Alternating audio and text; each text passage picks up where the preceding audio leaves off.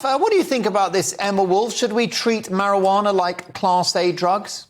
No, I'm afraid I agree with Ben. There's absolutely, they are different. They are different, completely different drugs. Cocaine is so much more damaging. I think that it's really...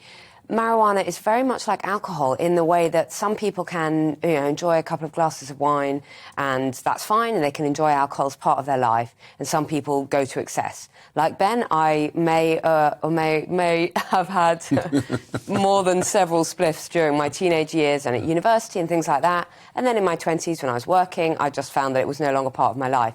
I was lucky. I also know people that at university who became extremely unwell, and skunk was just coming in at this time. They became extremely unwell. One person I know became really quite psychotic and, developed schizophrenia. So it is a dangerous drug. It's everywhere. I live in, the centre of London. It is everywhere. You walk down the street, people are openly smoking it. We all know that. You can smell it from a mile off. But I don't think that it is helpful to equate it with things like cocaine, things like ecstasy, things like, much, much, much stronger drugs. And there are some very, very strong drugs out there. But why is it wrong to equate it with cocaine if smoking marijuana could send a teenager to A&E with a psychotic episode? Well, a bottle of scotch could actually send a teenager to A&E with a psychotic episode. So I tend to agree with Ben and with Emma that I don't think it's on a par with cocaine, heroin and other drugs. So on that basis, then, there should be a differentiation between how serious they are. And if you want to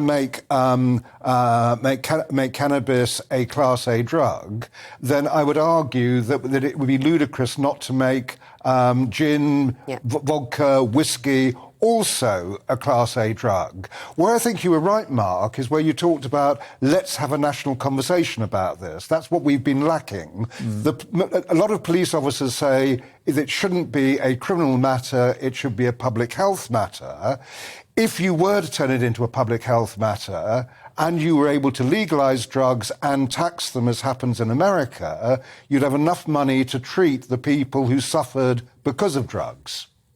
Yes, although, Nigel, we couldn't suggest, could we? We can't imply that marijuana is somehow good for you. And I mentioned it's a good application for people with certain illnesses, and for them it should be available, absolutely. But smoking marijuana is not good for you. No, of course it's not, Mark. So why encourage it by being so lax with the enforcement of the law around it? Well, if we're going to go down that road, then we should be banning cigarettes as well, that we know that cigarettes aren't good for you. Alcohol in excess is not good for you.